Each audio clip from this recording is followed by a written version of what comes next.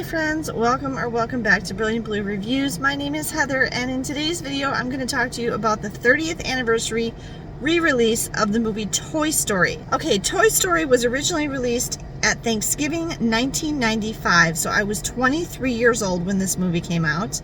This was the first full-length, totally CGI movie. Pixar created this movie, and it was the first time that anybody had done CGI for the entire animation of a movie. I cannot tell if they did anything to the film for the re-release. I just saw it in my a movie theater near my home on a Saturday afternoon. It's actually very hot. It's September 13th today, and I think it was just re-released yesterday. I'm actually kind of surprised that they re-released it now, since it actually originally came out in November. I don't know, maybe they didn't want it to conflict with other things coming out around the holidays, but there weren't very many people in there. There was me alone. I was originally supposed to go with my two sons today, but my kids were all busy, and so I ended up going by myself. There were 3 sets of parents with one small child.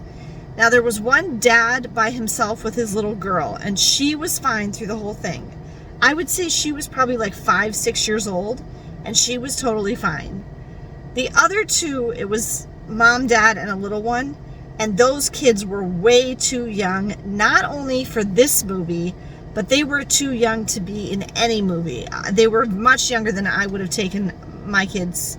I think I took my youngest, I know, the first movie we ever took him to, I think he was like 3.5, and he was even still too young then. He couldn't sit through it. It was Cars 2, I even remember what it was, and it was a Pixar movie, and he couldn't sit still through it. So you really kind of have to know your child. But for the most part, I would say, depending on the movie, you know, I'd say 5 is probably the minimum that I would take kids to a movie in a movie theater, if you really want them to sit still and get anything out of the experience at all. And the other thing about Pixar movies is Pixar movies are actually quite clever. They're quite intelligent. They have really good, fairly emotional stories, you know, impactful stories to them.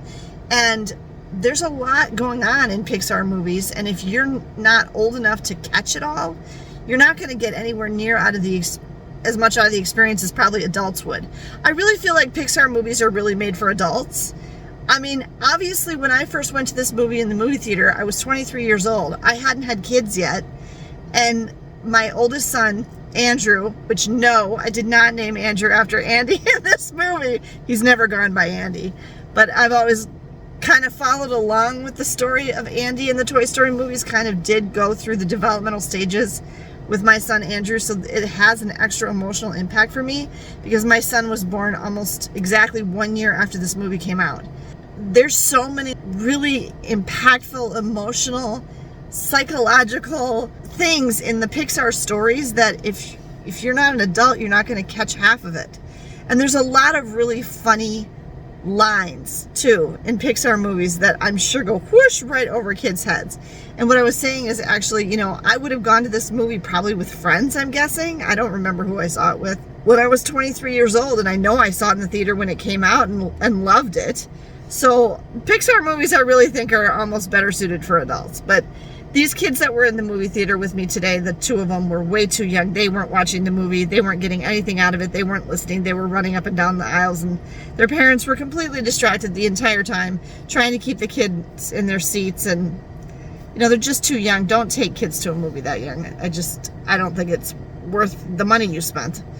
I could not tell if they had done anything to either the picture quality or the sound since it was originally released. I just don't know. Unfortunately, the movie theater I went to it today, the screen actually had a little bit of damage to the bottom right corner, so it had a little bit of kind of weird shadowy thing going on in the bottom right corner. I will say that I paid close attention to the film in a different way than I would have when I would have originally seen it. And the thing that I noticed most of all is that the light and shadow in the animation, and especially in the background stuff, so like the house, the rooms, things like that, and outside when they're outdoors, just that part of the animation I thought was really, really good. You know, like just how they used light and shadow and everything. The one weakness I would say to the animation, and I don't know how much of it was intentional, is the actual people.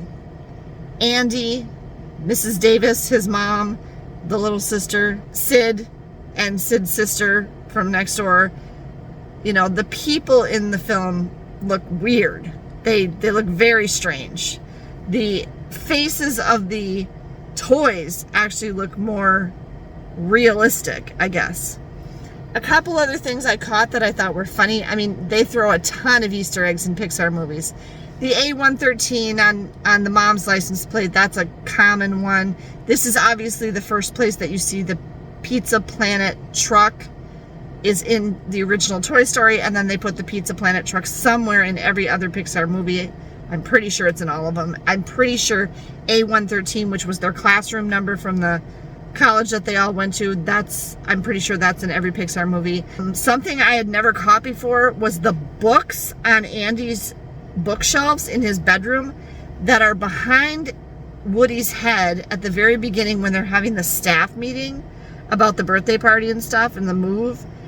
All the titles of the books on the shelf are the titles of all the Pixar shorts, including, I'm pretty sure, Pixar shorts that came out after this movie originally was released. So they were probably in the planning stages or whatever, but I'd never caught that before. I actually like turned my head to look at the titles of the books, and I'm like, oh my gosh, those are all the titles of Pixar shorts. So I thought that was pretty funny. One thing I was disappointed about was there was no Pixar short on this movie. And I'm going to have to look it up. Does anybody remember? I feel like there was originally a Pixar short before Toy Story. I know, I mean, they've stopped putting them on now.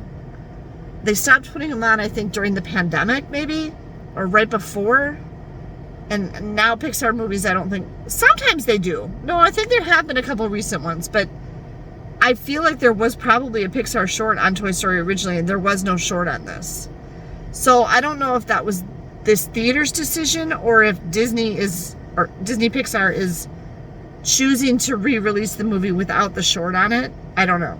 There was a little thing at the beginning, right before the movie, with some of the Pixar staff, you know, creative people, talking about Toy Story and a little bit about it and how they're not done telling the story yet, which we all know because Toy Story 5 is coming out later this year. When is Toy Story 5 coming out? Next year? I don't know, but there's a Toy Story 5 and it's already in production. It's going to be about how the toys are competing with digital toys and like modern technology and technological devices and stuff, which I think could be quite interesting actually. But otherwise, I was not happy with the trailers that they put on this movie. Now that's a decision by the theater. The theater chooses what trailers they put on. I really do appreciate when theaters only put other Pixar or Disney movies on Disney movies. I do not like it when they put other all the trailers they selected were technically fine to go along with the movie. They weren't, you know, inappropriate for the age group or the target audience or anything. But there's stupid, crappy animation stuff that I do not like. There were 2 Disney movies, or one Disney, one Pixar at least, on the trailers, and all the rest of them were other things. Warner Brothers, other studios. And I mean, some of them are just obnoxious. Like the one of them was the new SpongeBob SquarePants movie, which is just a completely different level of a different style. It's a different type of animation. I think it's kind of, what's the word I'm looking for?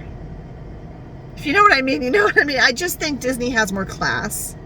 I think Disney and Pixar have more class and more style and are higher quality. And the other stuff is kind of dumb. I don't know. And so I don't like when they put trailers like that on there, but I enjoyed the movie very much. I mean, I've seen it a lot of times. I've seen it many, many times since it first came out.